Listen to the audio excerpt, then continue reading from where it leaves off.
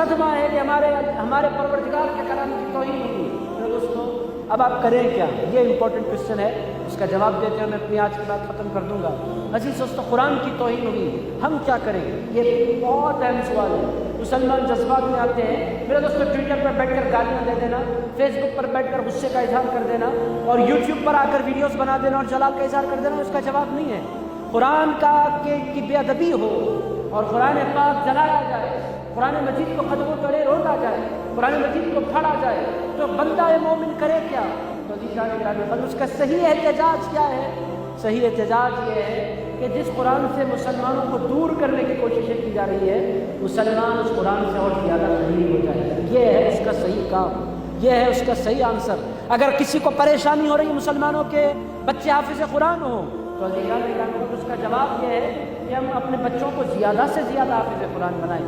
عزیز دوستو، اگر کسی کو پرابلم ہو قرآن کے پڑھے جانے سے، تو اس کا جواب یہ ہے کہ ہم پھر اپنی روزانہ کی روٹین میں قرآن کو شامل کر لیں۔ میرے دوستو، احتجاج چاہے فیس بک پر ہو، ٹویٹر پر ہو، انسٹاگرام پر ہو، یوٹیوب پر ہو، ایک ویڈیو کی شکل میں، ایک اسٹیٹس کی شکل میں ہو سکتا ہے۔ وہ 2 منٹ کا احتجاج ہے جو آپ نے درج کروا دیا، قصہ ختم ہو گیا۔ مگر صحیح احتجاج کیا ہے؟ صحیح احتجاج یہ ہے کہ جو ہمیں قرآن سے دور کرنے کی کوشش کر رہے ہیں، ہم بھی قسم کھا لیتے ہیں کہ ہمارے 24 گھنٹے ایسے نہیں گزریں گے جس میں ہم ایک وقت قرآن کھول کر نہ بیٹھ جائیں۔ یہ ہے احتجاج کرنے کا صحیح انداز۔ عزیزان گرامی، قدر رمضان میں قرآن کھلے اور سال بھر بند رہے، یہ قرآن سے محبت نہیں ہے۔ قرآن سے سچی محبت اور قرآن کی بے ادبی کرنے والوں کے منہ پر صحیح تھپڑ یہ ہے کہ ہر مسلمان روزانہ قرآن پڑھنے والا بن جائے۔ اب آپ گزر گیا ہمارا دن، صبح 5:30 بجے دن کا آغاز ہوا، 12:30 بجنے کو آئے۔ عزیزان گرامی، تقریباً 8 گھنٹے گزر گئے ہمارے آج کے دن کے۔ 24 گھنٹوں میں سے آپ ذرا نظر ڈالیں کہ آپ نے کیا کیا ہے۔ اگر دن کا اسلامی کیلنڈر کے حساب سے آغاز دیکھیں تو کل مغرب میں دن کا ہمارے آغاز ہوا، دن کے 12:30 بجے ہم بیٹھے۔ عزیز دوستو، کتنے گھنٹے گزر گئے؟ شام 7 بجے سے دوسرے دن دوپہر کے 12 بجے تک تقریباً 17 گھنٹے ہمارے دن کے گزر گئے۔ آپ ذرا پلٹیں، کل کی مغرب سے آج کی ظہر تک آپ ذرا دیکھیں، جائزہ لیں کہ آپ نے قرآن کھولا ہے۔ عزیز دوستو، یہ جواب ہے۔ آپ احتجاج کرنا چاہتے ہیں فیس بک پر آ کر، انسٹاگرام پر آ کر، ٹویٹر پر آ کر، اٹس اوکے، آپ نے اپنا غصہ درج کروا دیا، مگر وہ جو غصہ ہے وہ وقتیہ ہے، وہ ہمیشہ کا جواب نہیں ہے۔ ہمیشہ کا جواب کیا ہے؟ آپ روزانہ قرآن کو اپنی زندگی میں شامل کر لیں۔ یہ ہے حقیقی احتجاج۔ اگر دنیا قرآن سے بیزار ہے، قرآن کو مٹانا چاہتی ہے، آپ اپنی بیوی کو نصیحت کریں، آپ اپنے بچوں کو نصیحت کریں کہ بیٹے کوئی کام کا آغاز قرآن کے بغیر مت کرو۔ یہ ہے قرآن پر احتجاج، قرآن کی بے ادبی پر احتجاج کہ بندہ روزانہ اپنی روٹین کو اس کو شامل کرے۔ عزیز دوستو، ہمارے اسلام کی زندگیاں گزرتی ایسی ہی تھی کہ وہ روزانہ قرآن مجید پڑھا کرتے تھے، ان کی زندگیوں کا کوئی دن قرآن مجید کے بغیر نہیں گزرتا تھا۔ عزیز دوستو، آج ہمارا قصہ قرآن مجید کے ساتھ کیا ہے؟ میرے دوستو، ہم دعوت کب دیں گے قرآن کی؟ ہم سمجھیں گے کب قرآن کو؟ ہم تو قرآن کی تلاوت کے لیے تیار ہیں۔ عزیزان گرامی قدر، پہلا مرحلہ تلاوت کا ہوتا ہے۔ جب بندہ تلاوت کرتا رہتا ہے، اس کو جب اللہ کے کلام سے بے پناہ محبت ہو جاتی ہے، پڑھتے اس کے دل میں ایک دن یہ جذبہ آتا ہے کہ آخر ہے کیا، اسے مجھے سمجھنا چاہیے۔ پھر وہ سمجھنے کی کوششیں کرنے لگتا ہے۔ عزیز دوستو، جب وہ سمجھنے لگتا ہے، سمجھتے اس کے دل میں پھر یہ دعوت پیدا ہوتی ہے، جب اتنا اچھا اور اتنا سچا اور اتنا پاکیزہ، اتنا عمدہ اس کا میسیج ہے، تو اس میسیج کو مجھے لوگوں تک پہنچانا چاہیے۔ پھر بندہ اس میسیج کو لے کر اٹھتا ہے اور پوری دنیا تک اس میسیج کی ترسیل کرتا ہے۔ ہمارا حال کیا ہے؟ ہم نہ پڑھنے کے لیے تیار، ہم تلاوت کے مرحلے میں فیل ہیں، تو پھر ہم سمجھنے کی منزل میں کب جائیں گے؟ جب ہم سمجھیں گے نہیں تو دنیا کو سمجھائیں گے کب اور دنیا کو بلائیں گے کب؟ میرے دوستو، قرآن پر احتجاج اس وقت ہو رہا ہے، آپ بھی احتجاج اپنا درج کروائیں۔ آج مسجد میں نکلنے سے قبل یہ عہد کر کے جائیں کہ میں روزانہ قرآن پڑھوں گا، روزانہ اپنی زندگی میں قرآن کو شامل کر لوں گا۔ میرے دوستو، حضور نے فرمایا تھا وہ گھر قبرستان ہے جس میں قرآن نہیں پڑھا جاتا۔ عزیزان گرامی قدر، وہ آباد نہیں ہے، وہ گھر لوگوں کے رہتے ہوئے بھی قبرستان ہے۔ قبر کے مردے کچھ نہیں پڑھ سکتے، وہ انتظار کرتے رہتے ہیں کوئی پڑھ کر ہم کو بھیج دے تو ہماری بخششیں ہو جائے۔ میرے دوستو، آج ہمارے پاس زندگی ہے اور سانسیں ہیں اور صحت ہے اور شعور ہے، قرآن پڑھنے کی توفیق نہیں ہے۔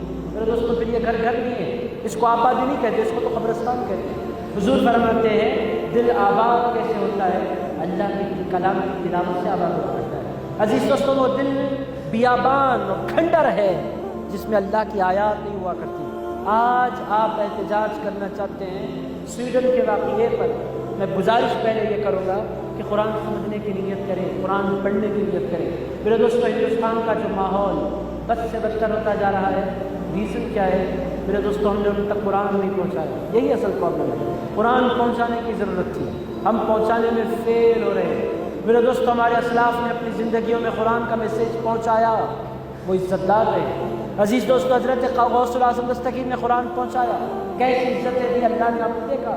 حضرت خواجہ غریب نواز نے قرآن پہنچایا، کیسی اللہ نے عزتیں دی ان کو آپ نے دیکھا۔ بندہ نواز نے زندگی بھر قرآن پر کام کیا، اللہ نے کیسی عزتوں سے سرفراز فرمایا آپ نے دیکھا۔ بابا شرف الدین پہاڑ پر جا کر بیٹھ گئے، آج بھی دنیا ان کے قدموں میں پہنچتی ہے۔ کیوں؟ انہوں نے قرآن کو سینے سے لگایا بھی تھا، راتوں میں تلاوت بھی کی تھی، اس کو سمجھا بھی تھا، اس کو سمجھایا بھی تھا۔ عزیز دوستو، آج مسلمان نفرتوں کا مرکز کیوں بن گئے؟ اس واسطے کہ اتنی سچی کتاب، اتنی پاکیزہ کتاب، اتنی افضل و اعلیٰ کتاب، اتنی عمدہ کتاب ان کے ہاتھوں میں ہے، ان کے گھروں میں ہے، مگر عزیز دوستو کھولنے کے لیے مسلمان تیار نہیں ہے۔ آپ اپنا جائزہ لیں عزیزان گرامی، خود میں اپنا جائزہ لیں۔ تو میں نے پڑھا نہیں پڑھا، یہ میرا اثر ہے، میں نے پڑھا ہے۔ میں آپ سے پوچھتا ہوں، کل مغرب سے لے کر آج تک آپ نے پڑھا؟ دوپہر ہو گئی، آپ نے پڑھا نہیں؟ میرے پاس دکان ہے، میرے پاس کاروبار ہے، میرے پاس جاب ہے۔ میرے دوستو، کس کو نہیں ہے یہ سارے کام؟ دنیا میں آئے ہیں تو یہ سارے کام تو بندے کو کرنا ہی ہے۔ کون بندہ ہے جو اپنے حالات کے لیے جستجو نہیں کرتا؟ گھر کیسے چلے گا اگر بندہ محنت نہ کرے؟ محنت تو آپ کو کرنا ہے، مگر محنت کرنے کے ساتھ ساتھ آپ کو قرآن کا حق بھی ادا کرنا ہے۔ وہ آپ ہی ہیں جن تک یہ پیغام اللہ نے پہنچایا کہ قرآن کو پہنچاؤ۔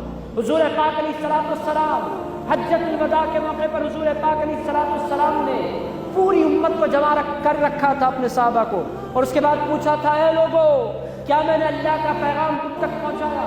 سارے صحابہ نے بیک آواز کہا، یا رسول اللہ، آپ نے اپنی دعوت پہنچا دی، آپ نے اللہ کا کلام پہنچا دیا۔ حضور پاک علیہ السلام نے پھر پوچھا، لوگو، کیا میں نے تم تک اللہ کا کلام پہنچایا، اپنی دعوت پہنچائی؟ سارے صحابہ نے بیک آواز کہا، یا رسول اللہ، آپ نے اپنا پیغام پہنچا دیا۔ پھر پوچھا، لوگو، کیا میں نے اللہ کا پیغام تم تک پہنچایا؟ سارے صحابہ نے کہا، حضور، آپ نے پہنچا دیا۔ حضور پاک نے اپنی انگلی اٹھائی، اللہم اشہد، عرض کیا، اے اللہ تو گواہ ہو جا، رسول اللہ نے قرآن پہنچانے کا کام مکمل کر دیا۔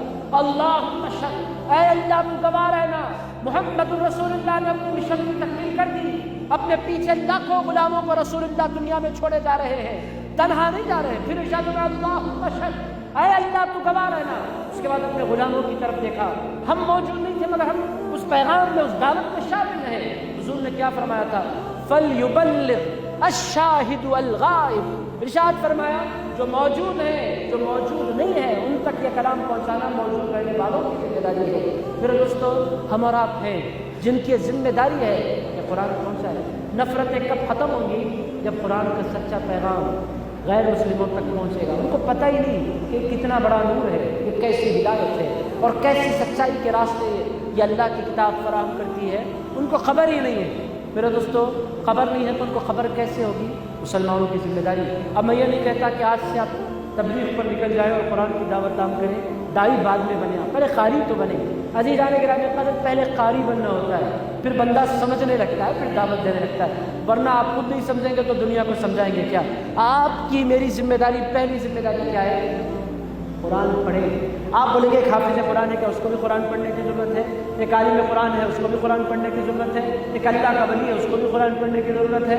اس کا آنسر قرآن دیتا ہے۔ یہ ایک حافظ ہو، یہ عالم ہو، یہ قاری ہو، یہ مولانا ہو، یہ مفتی ہو، یہ ولی ہو، یہ قطب ہو، یہ بدل ہو، یہ غوث ہو، یہ مجدد ہو، یہ تابعی ہو، یہ تو سارے کے سارے غلام ہیں۔ اللہ تعالیٰ فرماتا ہے، اتل ما اوحی الیک من الکتاب، اے لوگوں، یہ تو غلام ہیں جن کی تم بات کر رہے ہو، وہ جو مصطفیٰ ہیں جن پر اللہ نے قرآن نازل فرمایا ہے، ان کو بھی روزانہ قرآن کی تلاوت کی ضرورت پڑ جائے گی۔ اتل ما اوحی الیک من الکتاب، اللہ فرماتا ہے میرے حبیب، جو کتاب میں نے آپ پر نازل کی ہے نا، اس کی تلاوت آپ کرتے رہیے۔ حضور روزانہ تلاوت کرتے ہیں، ہماری کیا حیثیت؟ عزیز دوستو، حضور پاک علیہ السلام اپنے لیے اس کو غذا مانتے ہیں، تو ہم تو اور زیادہ محتاج۔